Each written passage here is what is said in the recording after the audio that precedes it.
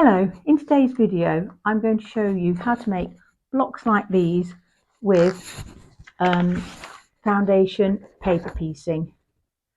So we're aiming to make 4 blocks like this. Foundation paper piecing is ideal for making small blocks like this with intricate patterns. But for today we're going to do 4 fairly simple blocks like this just to learn the basics of foundation paper piecing. So let's get started. Foundation paper piecing is where you sew your fabric onto your papers and then you sew on the lines on the opposite side. It sounds a bit complicated, but it's not once you get used to it. Foundation paper piecing is usually used for more intricate designs and where you want your points to be sharp and meet in the right places. But for a first attempt, it's best to start with a simple design like this one. So this is what I'm going to make today. So first, print off as many copies of the design that you want to use as you will need. In my case, I'm doing 4. There are lots of places where you can print off these templates. You can get them off Etsy for a few pounds or dollars. And if you search hard enough, I'm sure you'll find some that are free to download. I have printed off 1 extra template, which I'm going to use as a pattern for my pieces of fabric so I can cut them to the right size. Then I cut up my spare template so I can use this as a guide when cutting out my fabric. I'll only need 1 centre and 2 of the side pieces. Then using the template that you have cut out, you're going to cut your fabric. So for the centre piece, I'm using this lovely floral fabric and I've cut it 3/4 of an inch bigger all the way around, and I've cut 4 of those, but you will only need 1 for 1 block. Cut out all of your remaining pieces of fabric, remembering to add 3/4 of an inch onto each seam. It sounds a lot, but especially with the points and the corners, you do need it. It's better to have too much fabric than not enough. It does seem a little wasteful, but it's better to be a little bit on the large side rather than too small and have to cut another one. I pin my papers to the fabric and then using a suitable sized ruler add my 3/4 of an inch all the way around, and I'm cutting 2 pieces at a time, so I've got a double width of fabric here. I'm drawing round it and then I'm going to cut with my scissors. Of course, if you wanted to, you could use your rotary cutter, which would probably be a lot quicker than the way I'm doing it. Continue to cut all your pieces for your first block in the colours that you have chosen and adding 3/4 of an inch around the edge of each piece.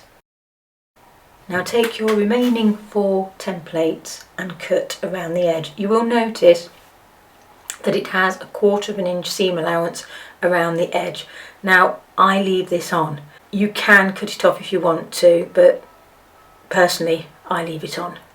So I'm cutting round and leaving my 1/4 of an inch seam allowance on, and I'm going to do the same to the other 3 of my templates.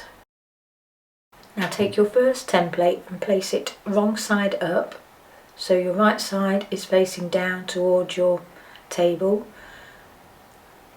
and then place your first piece of fabric with right side facing up on the template, and if you lift it up to the light a little bit you can just see the lines through.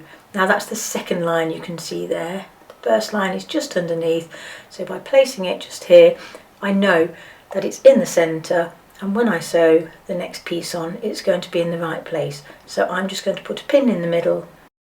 You'll need to check which is the next piece that you're going to add. It will tell you on the template. So this is my next piece, number 2, and it goes in this corner here, and I'm placing it with right sides together on top of my centre piece, and I'm going to pin it in place. But once I've pinned it in place I'm going to turn it over and then put a pin on the side that I'm going to be sewing. So now I'm going to pin it on the right side and make sure I'm facing the pin in the right direction for me to take out as I'm sewing. So just check that. So I've pinned it, and now I can go turn it back over and take out the original pin. And now it's ready to sew along that first line. Before you start sewing, set your stitch length to a shorter stitch than you normally use. I've set mine to 1.5. This makes it much easier for removing the papers later on. Then at your sewing machine, sew along the first line. I normally back tack at the start and the finish and just go over a couple of stitches on each side. Just a couple of stitches, not too much.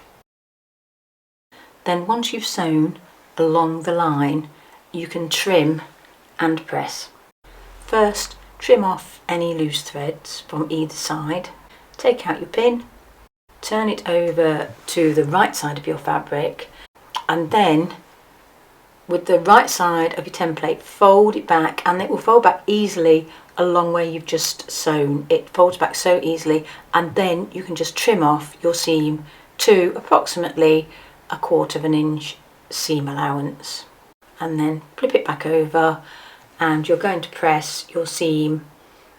Actually, I always like to set my seam first, and then finger press it open, and then press your seam. And that's your first 2 pieces added. Next, add A3, which is the corner piece.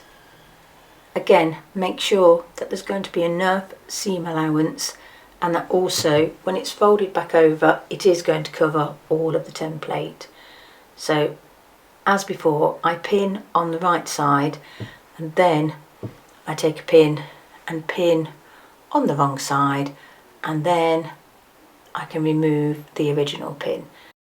This time we're sewing on the second line, and again we're just going to go over a couple of stitches at either end, and again I do back tack. Trim off any loose threads, and then turn the fabric over and fold back again, fold back your template on the line that you've just sewn, and then you can trim off your fabric to approximately 1/4 inch, and then turn over to the right side where you can press your corner piece. I forgot to set my seam on that one, but never mind. Next we're on to A4, and we're going to do one of the green strips. So find the green strip and place it right side spacing on the centerpiece and pin in place, and just make sure that you're going to catch it in when sewing on the line, and also that it will overlap the next line. So I've done as before, pinned on the wrong side, turned it over, and then pinned on the right side, and then removed the pin that I put on the wrong side, and of course making sure that it will all be caught under when I sew along the line. Again, make sure that you sew directly onto the line, and I do back tack at the start and the finish and go over the line slightly. Then trim off any threads, and again we're going to fold over the paper. So turn it over and fold over on the perforated line, and then trim your seam to approximately 1/4 inch.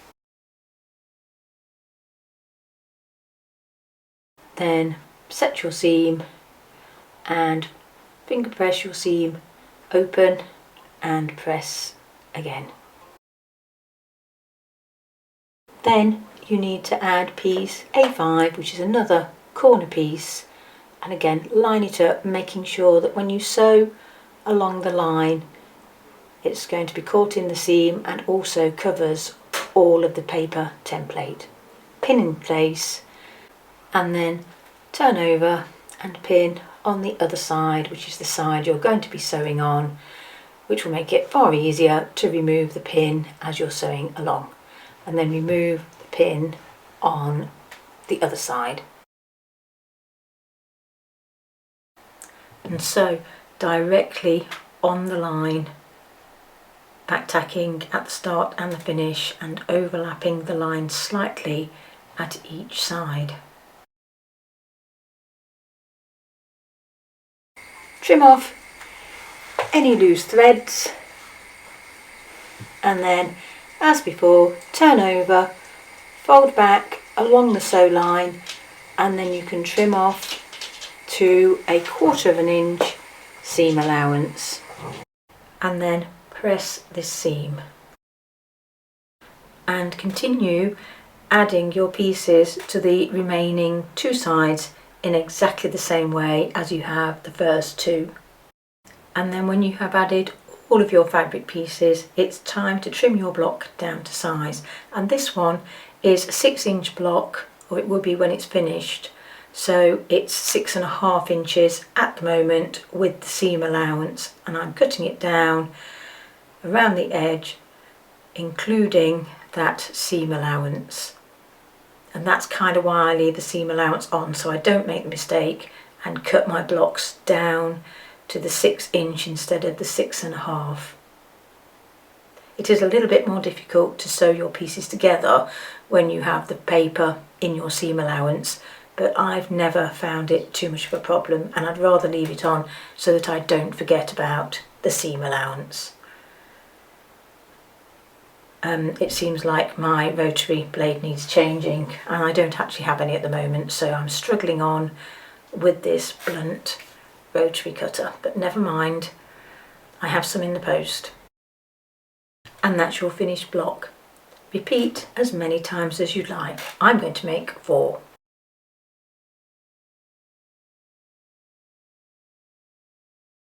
To join the blocks together, take your first 2 that you're going to join and place one on top of the other with right sides facing, and then just make sure that you're matching up the points, which should match up nicely, and either pin or clip in place before sewing.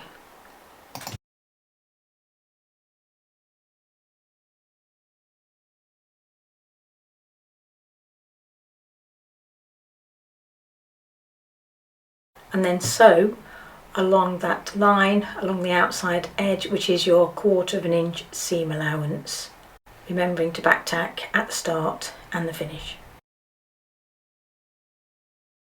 Now open out and press your seam. Just check that it's all nicely lined up. It should be, but just make sure. You can either press the seam to one side or press it open. I'm pressing to the side, and I'm going to press my next 2 to the opposite side.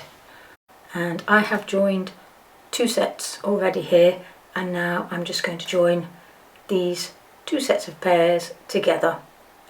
So again, line them up and place one on top of the other with right side spacing, and then matching your centre seam and your sides, pin or clip in place. And then once you've sewn these 2 together, that's your 4 blocks finished. You can't remove the paper at the moment. You'd need to wait till you've got pieces attached on all 4 sides before you can remove the centrepiece.